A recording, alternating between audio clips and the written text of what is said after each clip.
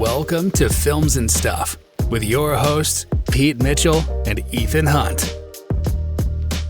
Pete, it's Films and Stuff, a new weekend, a new episode. How are you today? I am great, Ethan. How are you? Great to hear. I am also very well. And today we've got kind of a passion topic that we've agreed to just socialize and discuss between ourselves, huh? Yeah. You know, in an effort to make our episodes maybe a little bit more evergreen and a little bit more, maybe a little bit less about something we're specifically watching right now. I think this came up last week or maybe even the week before. We were talking about movies that maybe haven't necessarily stood the test of time. And, Hollywood, especially in the last, I'd say 5, maybe 10 years, has gone through, let's say, a phase of wanting to do reboots, right? And we've seen legacy sequels, which is one thing, right? Where we've seen Top Gun Maverick, we've seen, how many Creeds have we seen? How many, Rambos have we seen? And then we've also got they're kind of like legacy sequels, but they're also kind of like reboots or in between, right? So you've got a little bit of, what was it? The Fresh Prince of Bel-Air did one. That's right. So you've got a bunch of these shows and a bunch of these movies which are effectively being retold for various reasons. Disney is in the forefront of that. I think, they've been making live action versions of all their movies from the 80s and 90s. Yeah. The thing I was struck by when I look back, we said 80s, but we really kind of meant like 80s, 90s, whatever. Yeah, exactly. The thing I was struck by when I look back to the 80s was how many movies were already either sequels or remade. I was just kind of looking at, if you go to Wikipedia and you just look at kind of like the 80s in film or the 90s in film, I was going through the list. A lot of it has already been remade, right? There's an Indiana Jones, which I think actually is on my list, but there's a number of Indiana Joneses, right? Batman, Back to the Future, there were already 3. Coming to America, recently reboot. Star Wars, still going strong. You and I are huge fans of Endor. There was a Crocodile Dundee 1 and 2. There was a sequel to Beverly Hills Cop. Ghostbusters, still going strong even today, right? Lethal Weapon is a television show. Off the top of my head, I can tell you that, so they're making a sequel to Twins called Triplets. Oh. Who's in that? So apparently Danny DeVito, Arnold Schwarzenegger are reprising. The idea originally was to have Eddie Murphy play the triplet, the third brother that they didn't know about. No, I this don't is all know wrong. It should be like Batista. No, it should be Batista and Lannister. No, but so this is a legacy sequel. It's not a reboot. So the idea is that, this is like the Top Gun Maverick, which is to say we're going to bring back the original stars and we're going to take a new twist on a sequel. So you've seen that, I think, if I remember correctly, if I heard correctly, I'm pretty sure Beverly Hills Cop, Eddie Murphy has a script for a legacy sequel for Beverly Hills Cop. Can I just It's hold on. one of two things. Yeah, Hold the phone. Go on. I cannot tell you the level of apathy I have for Schwarzenegger and Danny DeVito in a movie. Why don't they reboot it again with Lannister? What's that dude's name? Which Lannister? Tyrion? Yeah. Tyrion Lannister and Peter Dave Dinklage? Yes, Peter Dinklage and Dave Bautista. Yeah, that would be, exactly. That would way be better, right? Batista's total so funny. Reboot, yeah. I feel like that would be, is anyone excited to see Danny DeVito on TV? He's so weird now. He is, but he's got a cult following because of It's Always Sunny in Philadelphia.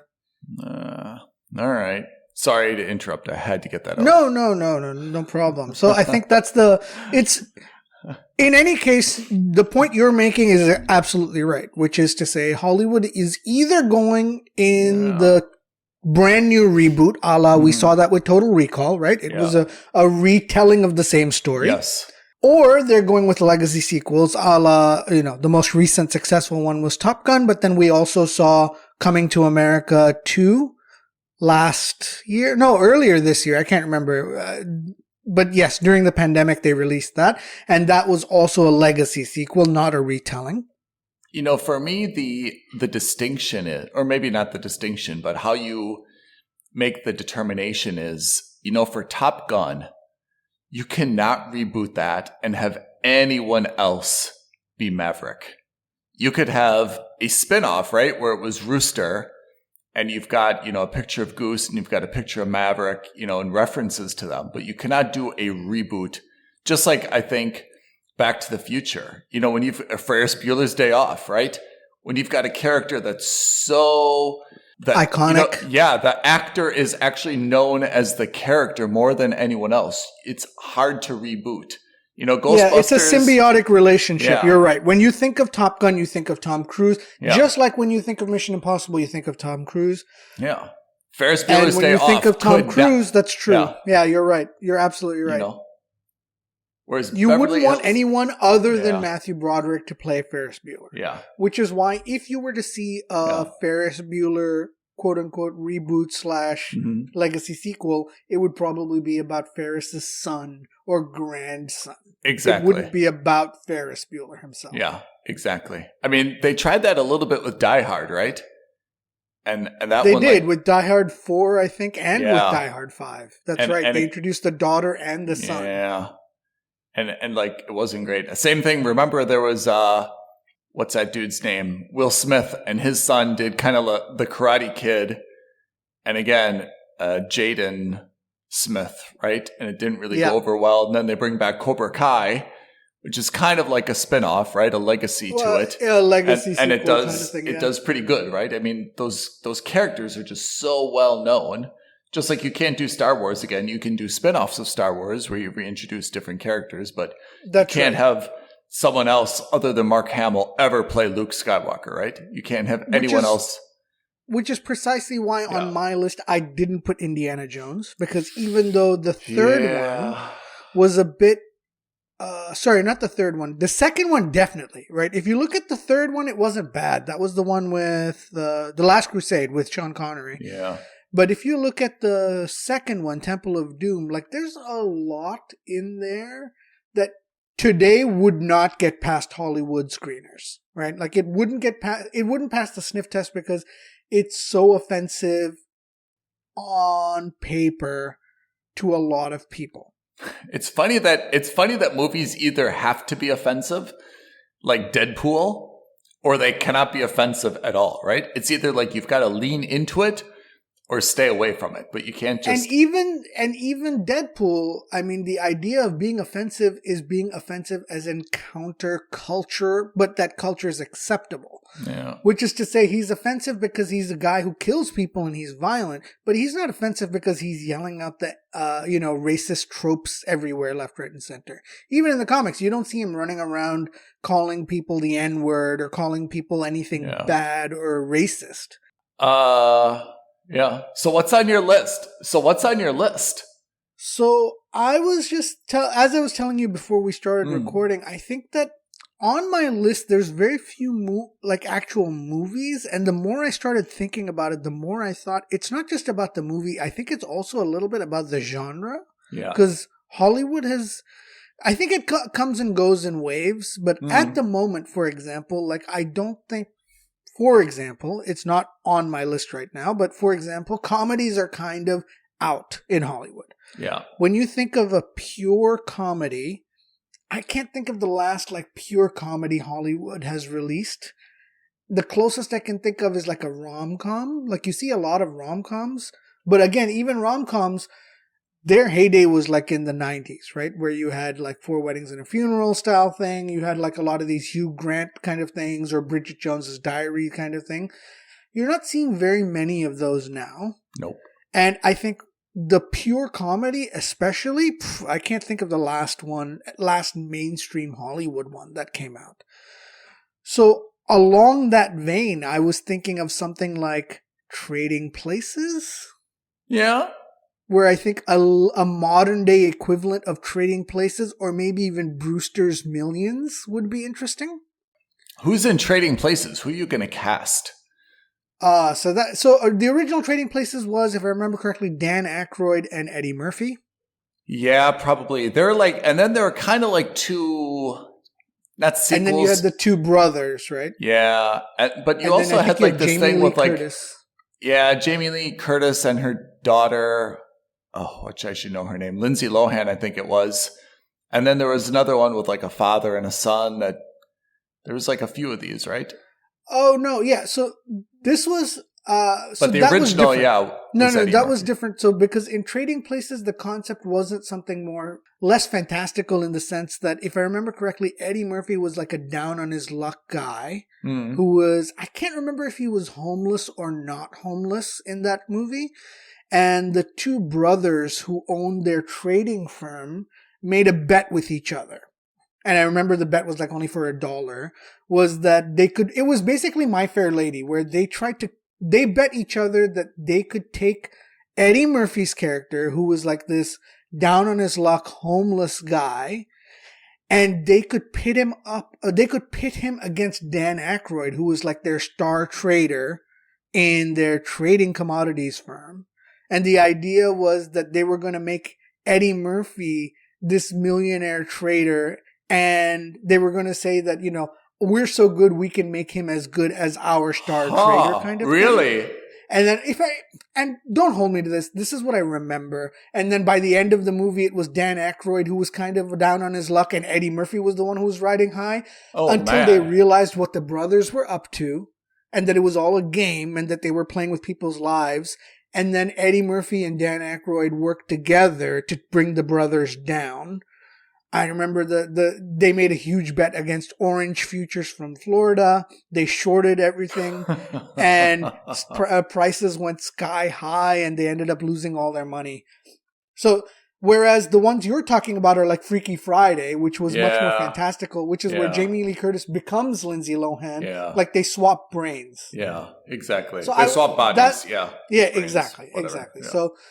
And then in Brewster's Millions, the other thing I was thinking of was like, again, this is another like seminal late 70s, early 80s comedy with Richard Pryor, Brewster's Million, where this guy who's not super wealthy inherits $1 million from his, I don't know, uncle or great grandfather, which at that time was a lot of money. Yeah. And he had until the end of the day or until the end of the week to spend it all. Yeah. Without anyone realizing what he was doing. And if he did, he won. He got way more. He got the $200 million fortune or something that his father had actually let him, or his relative had let him.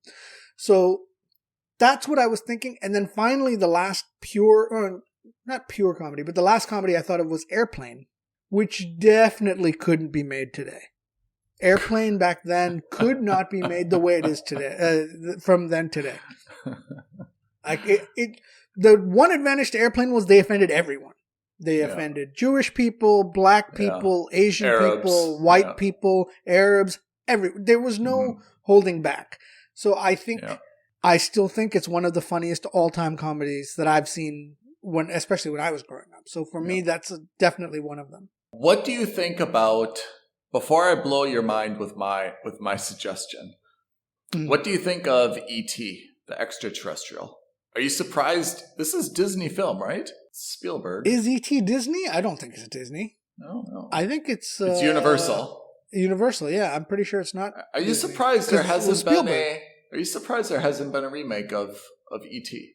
I'm not, because E.T. was also quite close to perfect, man. That's why I also didn't put Back to the Future on my list. Back to the Future is a very complicated story, I think. Not complicated in terms of plot, but I've heard that, like, when you go to film school, whatever that means, that a Back to the Future is specifically pointed out as maybe the only successful movie that does not follow like a traditional like, story arc. And it's got the weird thing about his mom in it. Like, there was kind of some weird stuff in there as well. I think that that's one of the reasons that it hasn't been remade. And to be honest, when Back to the Future came out, that was maybe one of the very few time travel movies. Now everything's so time travel, it's not really like that difficult to get your mind around going back and you screw up the timeline, you got to go back and fix it and blah, blah, blah, blah, right? Like the novelty of the problem is a little bit worn off, right? Yeah, so I read somewhere that Robert Zemeckis was asked about making a Back to the Sequel reboot. Okay. And he said no. And it'll never be made while I'm still alive. Yeah.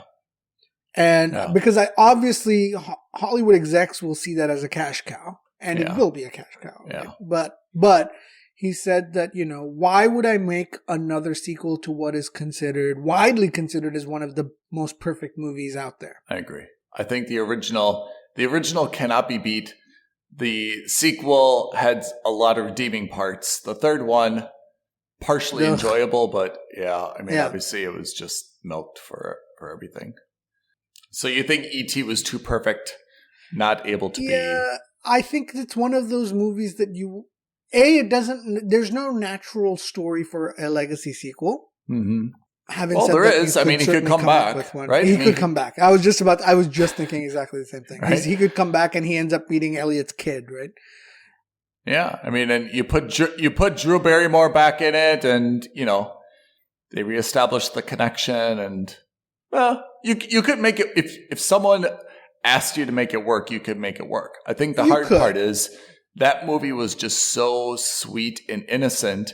Yeah. I would expect that Spielberg does something similar to Zemeckis saying, look, I've got a gazillion dollars.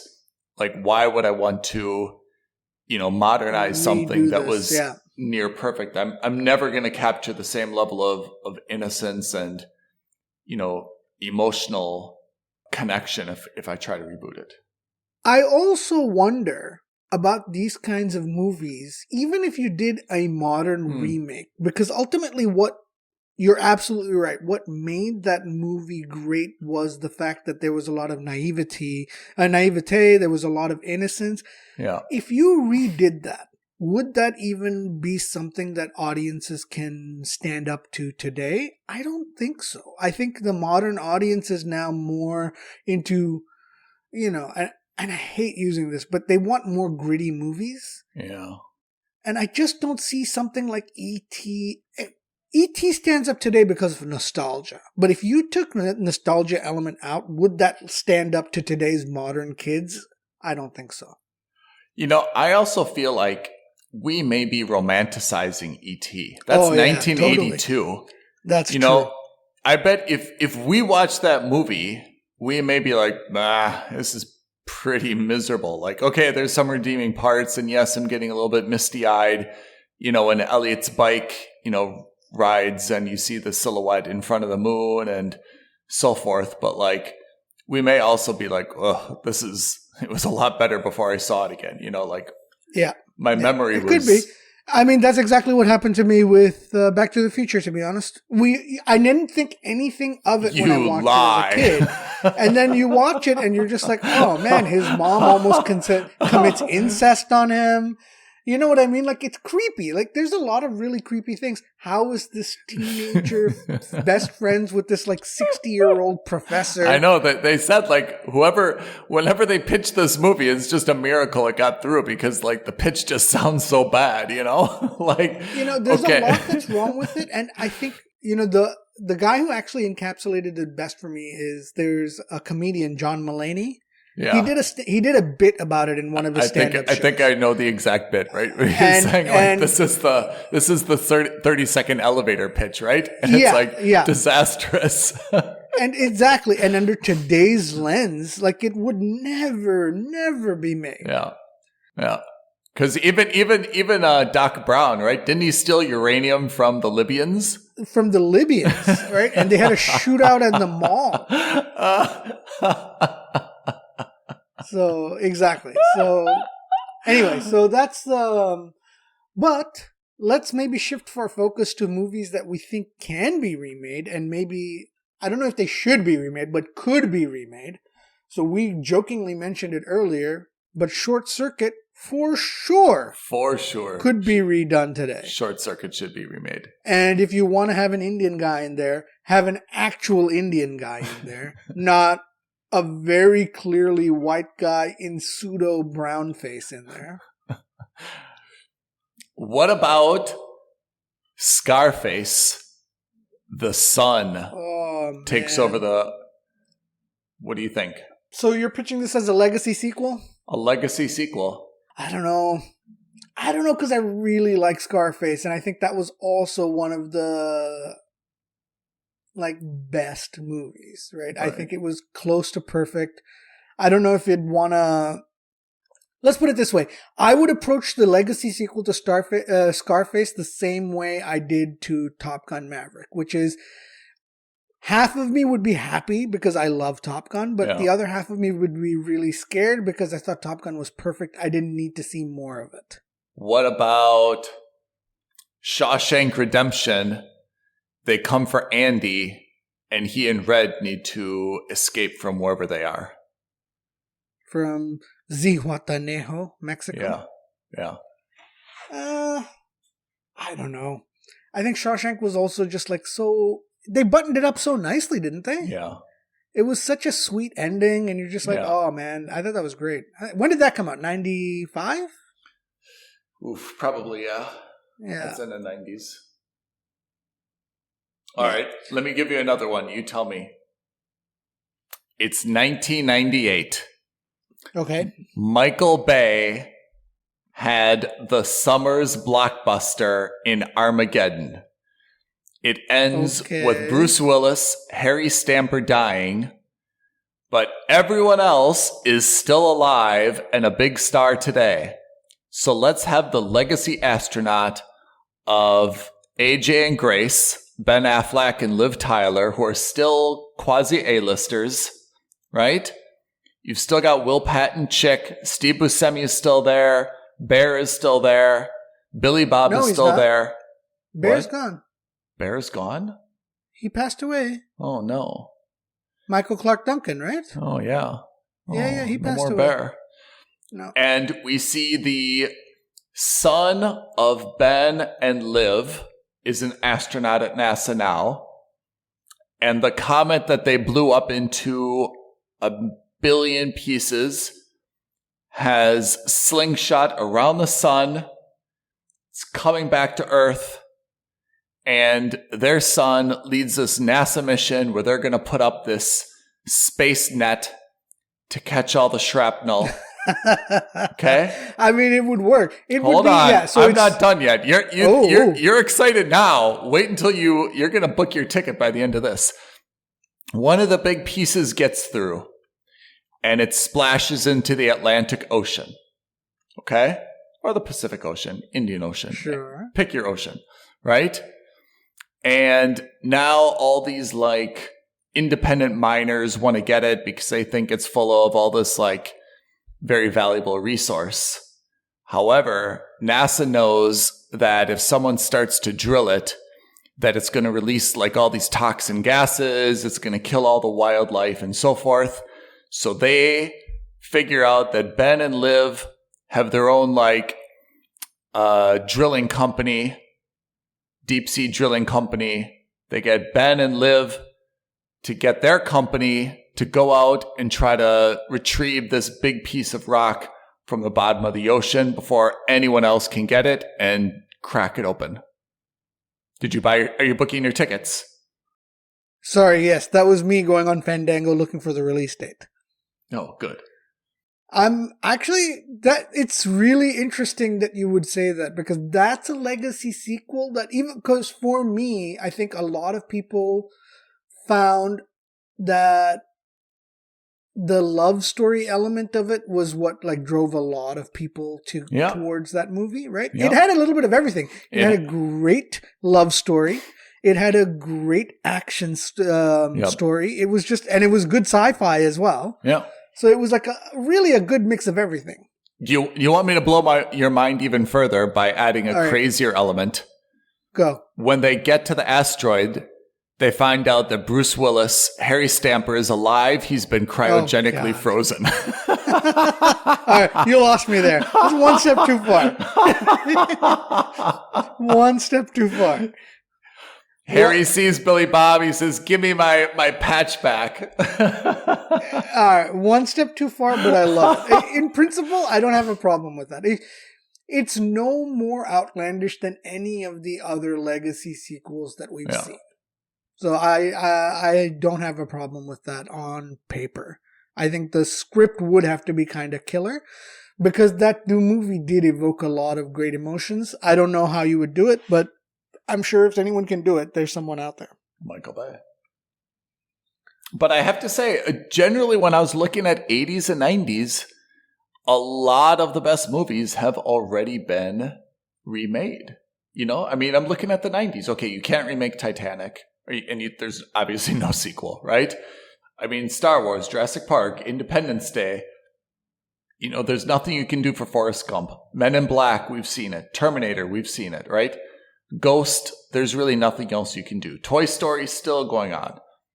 Saving Private Ryan, there's nothing you can do for this. Home Alone, we've seen a number of them. Home Alone maybe wouldn't be a bad reboot if you had the right kid, right? They did it again anyway. They did it, not a straight to movie, but they did it with Ellie Kemper and things like that, and someone else. Yeah. I don't remember it being good. Matrix, we've done. Mission Impossible, we've done. You know, So let me take a different tact, right? Yeah. So I think what you're doing is you're naming a list of really good movies. And for example, like The Matrix, I thought about that too, because the one thing about The Matrix was it was a techie sci-fi movie. Yeah. Rarely do those movies stand the test of time, but that one has. Yeah. Matrix. Yeah, even after 30 years. I think the first Matrix is better than the most recent Matrix. Exactly. Yeah. Right? So what if thinking along the line of The Matrix, do you remember the movie Hackers? Vaguely, although I couldn't even put together the synopsis. But yeah, I kind of remember it. With Johnny Lee Miller, a very young Angelina Jolie, Matthew Lillard, or Sandra Bullock's The Net. Okay. Or Keanu Reeves' Johnny Mnemonic. I kind of remember these, yeah.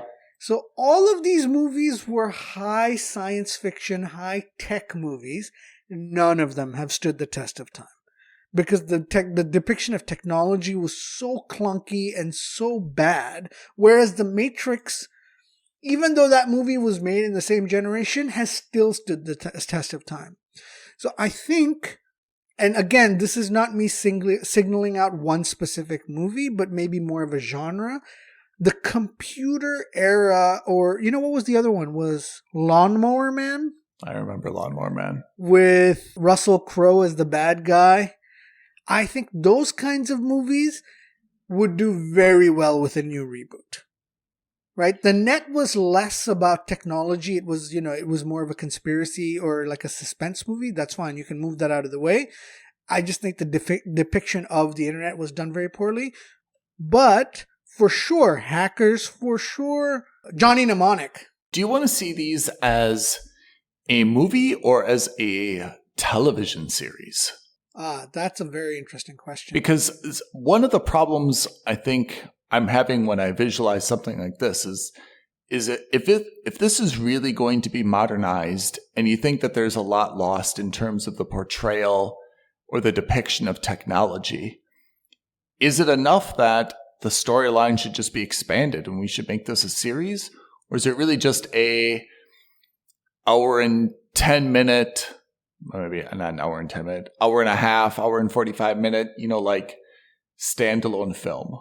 Because for me, that name, like none of those brands are enough to get me excited. I mean, I'd have to see the trailer. I'd have to see who's cast. And then to be honest, the brand itself could be something totally different because I feel like it's not really the movie that's being rebooted. It's just kind of the name that's being repurposed, right? So something like Johnny Mnemonic I could see as like a TV series. Yeah. Where, you've got, so the premise of Johnny Mnemonic was Keanu Reeves is a data smuggler. Okay. Right? And the idea was that he had a hard drive implanted in his brain. and he was able to copy information into that hard drive, go across like international borders, and then get that data like transferred to somebody else. And the movie I remember was he had 40 gigabytes of space, which is laughable, right? And then he doubles it to 80 gigabytes, but then he ends up getting like 160 gigabytes of data. But and he was, that data he was a human? He was a human? He's a human. He's a human with an implant. I have to say, I feel like you're kind of onto something. I mean, like, I remember the name of that movie. I don't know if I saw it or not, to be honest. But I have to say, you might be onto something in terms of, like, there's a new, like, gang of smugglers, right? And they're either smuggling data or they're smuggling DNA. Exactly. It's right? not so much about drugs anymore. Yes. It's about information, and Yes. DNA is a great example of that. Yeah. Like, that seems like a storyline that I'm a little bit, like, more enthusiastic about. And what happens is maybe he gets caught in the first episode and he ends up getting turned and has to work with the FBI or with the NSA or with this black ops organization, whatever it is. Yeah. And so he's working as a bad guy, but really he's a good guy. And he can use that data that he's got in his mind to kind of do forensics and, you know, figure out what these bad guys are actually smuggling and stop crimes before they happen. So he's basically part of a ring. The ring gets busted. He escapes. And now he's got to use the information in his head to try to solve it and exonerate himself. Yeah. Yeah. So that's exactly what happens in the movie is that he smuggles data across not knowing what's in that data. And that data turns out to be super valuable data that can cure some kind of disease of some sort. Of the movies of the names that I mentioned, that's probably the most likely to be a TV series. I could get behind that. That can be repeated. I could really get behind that. Yeah. I mean, there could also be something, you know, if you're talking about a TV series, it could also be a guy goes rogue, right? Like one of the mules, let's call him a DNA mule. He goes rogue and realizes what he has, and he starts to create like this little like tribe of like superhumans, right? Mm-hmm. And people have to, and someone needs to kind of like try to stop him because he's now said, hey, wait a second, I've got this code to like these super soldiers or super, you know, whatever. You know, I can just, you know, do like IVF and create like my whole team of mercenaries or my whole team of, you know, foot soldiers. Right. And they have to kind of track him down where he's based, and you know, they're just killing like endless soldiers, but they need to try to cut it off at the root. That wouldn't be bad either. I could get behind this. I could get behind this. Do you have any others? I've got 2 other ideas. I only have one, and that's 3 Men and a Baby, which we kind of jokingly talked about a few episodes ago as well. I love the idea of 3 Men and a Baby. I am nervous that it's going to be modernized so much that I dislike it, because I thought one of the things about the way that I liked it was that it was just so stereotypical 3 kind of bachelors. I don't want it to turn into something else, you know? Yeah, I mean, I don't want an agenda. Yeah. I agree with you. I agree. I'm anti-agenda in films. That's not why I'm watching films. Yeah. But I still think there's a great comedic aspect to the idea where 3 guys end up with a baby, and what they do is, you know, they use that baby as an excuse to get out of work or whatever. Yeah. And then all of a sudden, I think it was you who came up with the idea. What if one of the companies merges with the others? And then they have to share that baby, and then it just all kinds of hijinks ensue. Yeah. This is the kind of movie where you see Jason Bateman, you know, the Horrible Bosses movie? It's those trio. You see Jason Bateman, Charlie Day, yes, and you see, who was the third guy? Jason Sudeikis. Yeah. Yes. Yeah. When you see the 3 of them kind of juggling one single baby for their own, not nefarious, but for their own selfish agenda. Yeah. I'm totally into that. I think that Horrible Bosses trio was just exceptional. Just exceptional. One guy who's the more level-headed of the 3, One guy who's the totally crazy of the three, and then the other guy who can get swayed one way or the other. Yeah. I have to say, now that I think back to Horrible Bosses, I think that's just really one of those amazing movies. Jennifer Aniston is wonderful in it. What a great turn for Jennifer. I mean, for someone who had such a straight-laced image because of Friends, I thought that was a brilliant maneuver for her. She's eating a popsicle, a hot dog, a popsicle, a banana, and a hot dog. That's cold to hot. No one eats cold to hot.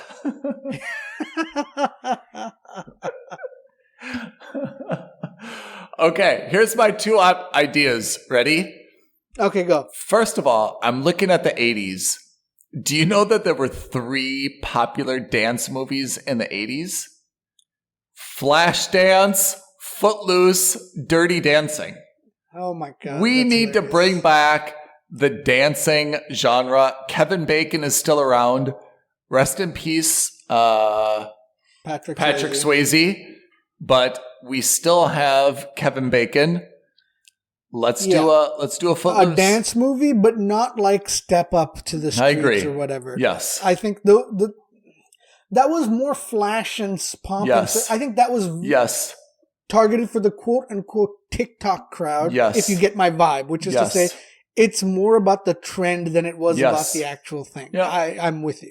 Let's do a down south, small town dance movie. A feel-good dance movie. I mean, Step Up is it's a sultry teen kind of love story, right? Let's have a feel-good dance movie. I mean, it's just a genre that if you're looking at genres, right? I mean, there's a lot of medieval stuff, right? There's a lot of sorcerer stuff. Everything's been done. You cannot point to any show or film right now that has any dance element to it. Apart from not dancing as the central with conceit. Yes. Yeah. All right. 2 other options. Okay. Did you ever see the movie Dave? Dave is a probably straight to video movie where there's a guy who's he looks like the president. So he does kind of like the stand-up bit comedy, like he's the president because he looks like him. The real president has a stroke, is in a coma before re-election. So they go out and they get this comedian who looks just like it. And they say, hey, you've got to play the president for the next couple of weeks until he gets reelected. Because I know this premise. Yeah. I've seen this movie maybe, or this premise, because I know that sounds so familiar. Yeah. Kevin Kline and Sigourney Weaver. Or even older, did you see the movie Heaven Can Wait? I think I've talked about this on this. Yes. Podcast. I can't remember, but it's an old film. With Warren Beatty, we absolutely need a new Heaven Can Wait movie. I don't know who's going to play it, but we can definitely do it. The Rams are back in Los Angeles now for American football. It makes even more sense than ever. We'll just have, the equivalent of Elon Musk, who dies unexpectedly, improperly. His body's not available. So instead, the Angels have to put him back in the body of a professional football player. Let's see him just struggle to be a professional athlete. I'm totally into this. So I think these are my other 2 options. Dave, Heaven Can Wait, or we do something in the dance industry or the dance sector, which is Flashdance, Footloose, Dirty Dancing. Really a tragedy. I feel like they made a Dirty Dancing, Cubana Nights or something with a totally different cast that had $1 million gross worldwide. Yeah. And I guess the last idea I have is, in the 80s, we had all these shows and movies with huge families, right? Like Brady Bunch, 8 is Enough, all these huge families, right? My 3 Sons. Even kind of Home Alone had a huge family. Maybe we just need another family-centric movie where there's just a bunch of kids. Always what, a remake of the Goonies kind of thing? Maybe. Goonies is tough to remake because I don't think that story is particularly good, actually. No. I don't think that story is good. Like, there's nothing particularly interesting about it. It was a little bit weird all the way around. But it was a good movie in the sense that, you know, it was a bro movie before like the term bro was coined. You know, it was like kids coming together and showing this sense of loyalty and dedication and working together. And I think these are my ideas. But I have to say, when you look at the 80s and 90s, for the most part, the good movies have been sequeled to death or they've been reboot. Yeah. Mostly. There's not a lot of easy pickings there, especially when someone like Zemeckis or Spielberg isn't going to play. And also back then, they weren't shy about ending a movie where the main character died, right? Harry Stamper in Armageddon would not have died if they would have made that movie today. Yeah, or if he had, there would have been like an end credit sequence where you see his glove move on like some floating rock somewhere. Which leads to a potential for a sequel. It's like For All Mankind, right? Right? I mean, we thought, what was the lady's name who we thought died in the wreckage? And then we find that at the end that she's in Russia. What was her name? Margot. That's how they do it, Apple style. Yeah. But generally, you have to say, like, all the quality films, everything, apart from here and there, right? I mean, there was a sequel to Three Men and a Baby, right? Three Men and a Little Lady. So, I mean, they picked that up. I think there was even a Short Circuit 2. Or is Beverly Hills Cop 2. So, I mean, it's... And potentially now a 4. Yeah. So, I mean, a lot of the stuff has been picked up. But I think that's really when, you know, you probably need to go back to the 70s to probably look at movies like North by Northwest or whatever the other classics were in the 70s that have Chinatown. Right? I'd love a great hard-boiled detective film noir film. We haven't seen many. We've seen a few. Like Driver came pretty close to being a great film noir. Yeah. But we haven't seen so many good film noir or hard-boiled detective movies. The last really good one I can think of is the one with Guy Pearce, L.A. Confidential. Yeah. Those are the kinds of movies that I really, really like and miss. That's a genre that I think is relatively niche. But having said that, with these streaming platforms, I think that's a great way to do it. Because they're not high-budget movies, and you don't need to make it, you know, a worldwide release if you can just release it on Paramount Plus or something like that. Yeah, I agree. Okay. Maybe our listeners have some ideas as well. We'd love to get some suggestions. Oh, that's great. That's great. Maybe what you can do, guys, if you're listening, leave a comment on the video below or tweet at us at F&S Podcast or email us aloha@filmsandstuffpodcast.com. Let us know what movies, what TV series you think could do with being either entirely rebooted or a legacy sequel in today's day. Does your favorite movie stand up to time? If not, how would you change it and how would we modernize it? Let us know. Pete, let me ask you one last question. Pretty Woman, should it be remade? Or too, even for you and me, is it too iconic for that also near perfect rom-com, more rom, not a whole lot of com, to be remade? Yeah, and it's also a question of, would a remake hold up in today's day? Would a movie about a sex worker involved in a relationship with Richard Gere's character, I can't even remember what he was. Was he a banker or a lawyer or something like that? Yeah. I don't know how much that would hold up under today's lenses. And as you rightly pointed out, it's a pretty iconic film, right? I think it's really the movie that, for me at least, put Julia Roberts on the map. Oh, yeah, more than anything. More than even Richard Gere. Yeah. What did you think of... Ticket to Paradise. What did you think? So it wasn't my favorite, but I felt like they were trying to recapture lightning in a bottle. Good, don't get me wrong, but not... Can I tell you my flaw? I'll tell you my flaw. I actually felt a very good connection between, what's that dude's name? George Clooney? Yeah, George Clooney. Sorry, I blanked. Between George Clooney, I keep thinking of his character's name. I don't know his real name. Between George Clooney and Julia Roberts, I felt that was a very good connection. They were very funny. Yeah. I felt nothing for their daughter. For the kids. Exactly. And I thought that a huge mistake was that, like, they just mucked it up in terms of, like, her studying law, going to work at a law firm. Did she go to, like, law school? Was she taking the bar exam? All that was just, to be honest, wrong. And I'm really surprised that they couldn't just get, like, anyone to, like, put a little bit of, like, common sense into that. But I'm going to rewrite all that.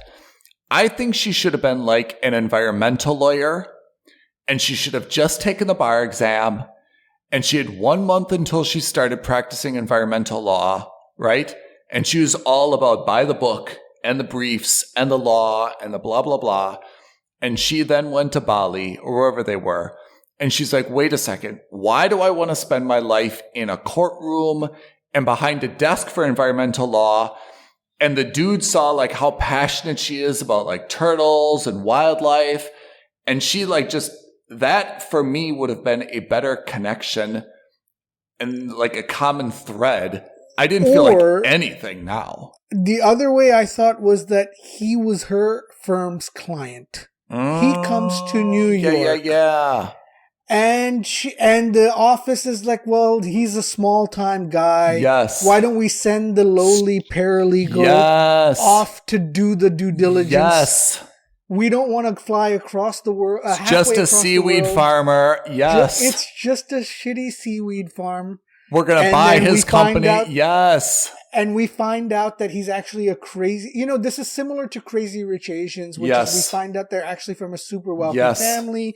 And then he's actually really into the environment. Yes. That's why he's doing this. Yes. And blah, blah, blah. That would have made at least that element I agree. A lot more reasonable in my mind. Yes. And then I agree with you. The problem with the fact that Julia Roberts and George Clooney's character hate each other didn't work for me because their chemistry, even when they purported to hate each other, was so off the charts good that you're just like, come on, guys. We can all see this coming, right? Like, this is naturally where we see what's going to happen at the end of this movie.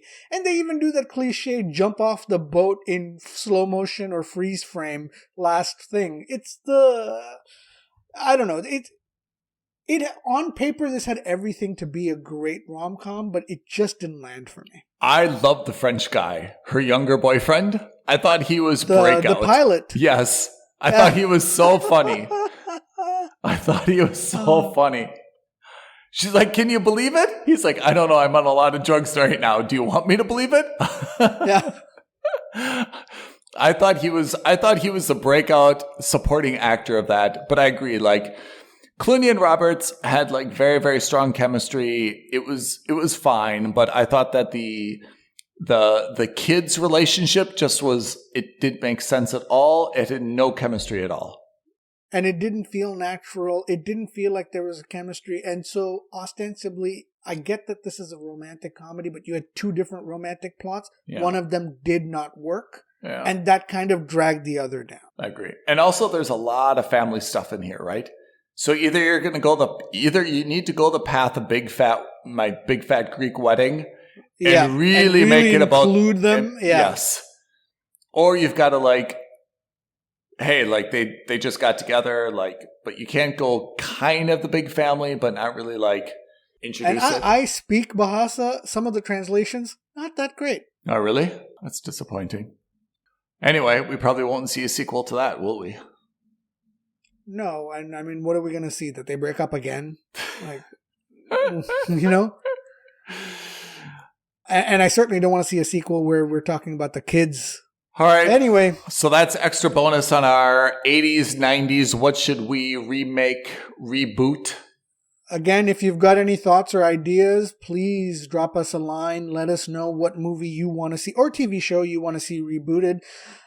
Don't tell us we already know about that 70s show. That's coming out soon. Oh, really? Yeah, that 90s show. Oh. I think that 90s show. That's funny. All right.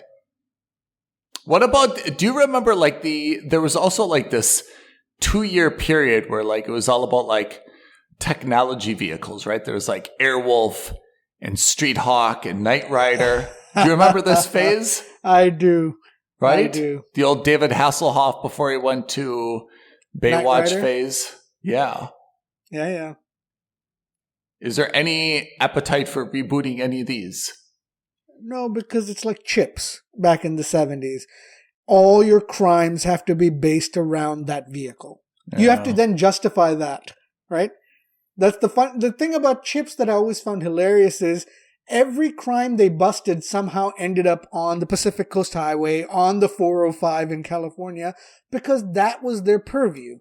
It wasn't some warehouse in the middle of the city, because you don't see the California Highway Patrol in the middle of Los Angeles. So if you did a reboot of Airwolf, all the crimes that occur on that show will have to somehow be broken up by two guys sitting in a helicopter. Which is, you severely limit that. And then if you don't, then it becomes a bit ridiculous. And helicopters are so delicate. Totally.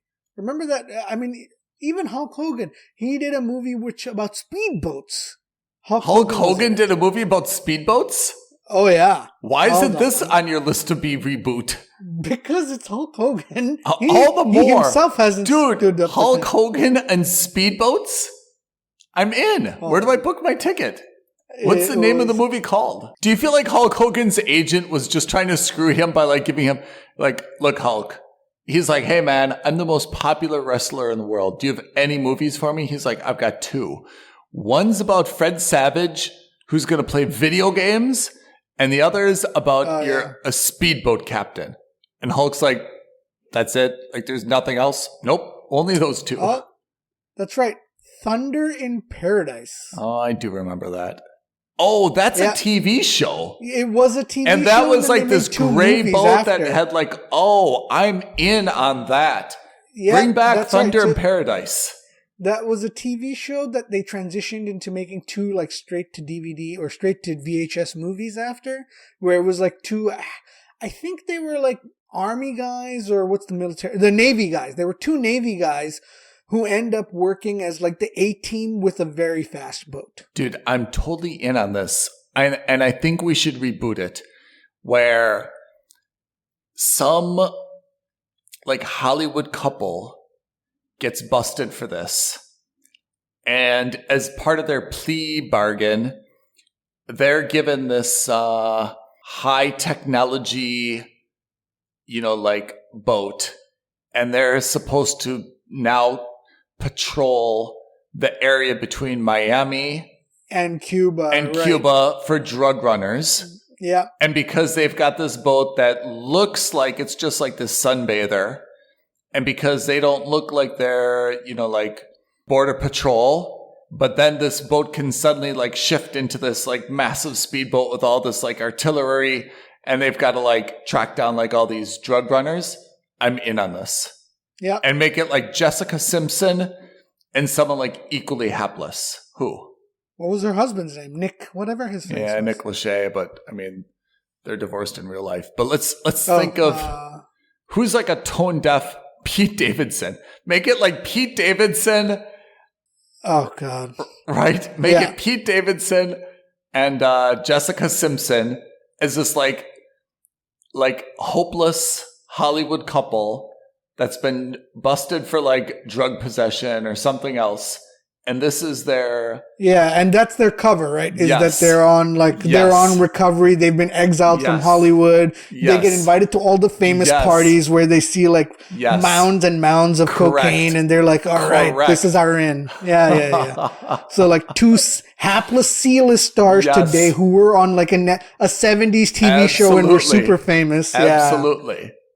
This is not, so, even though it's terrible, it's not so terrible. Yeah, I mean, it was terrible also because it was Hulk Hogan, a man who was he's known for getting hit in the head with a chair. Not exactly the best actor. I mean, he's never worn sleeves in his whole life. Can you just imagine? He's never had a shirt with sleeves. Yeah, exactly. We'll give a free hoodie to any listener who can send us a photo of Hulk Hogan ever wearing something where he's got sleeves on. I just don't think he's ever had. And court appearances do not count. Court appearances do not count. Did he wear sleeves for his court appearance? He must have, right? I don't know. He's probably like, how do I put this thing on? Why does this feel so constricting? Damn, this is crazy. I can't even see my arms. It's like a straitjacket. Fun episode. Anyway, that was our tangents. Yep. Thanks, everyone, for tuning in. Reach out to us. Thank you, everyone. Thank you, Ethan. All right, Pete. We'll see you guys next time on Films and Stuff. Bye, guys. Bye. Thank you for listening to another episode of Films and Stuff. If you haven't already, please subscribe and review on Apple Podcasts, Spotify, or wherever podcasts are downloaded. Films and Stuff. There is no substitute.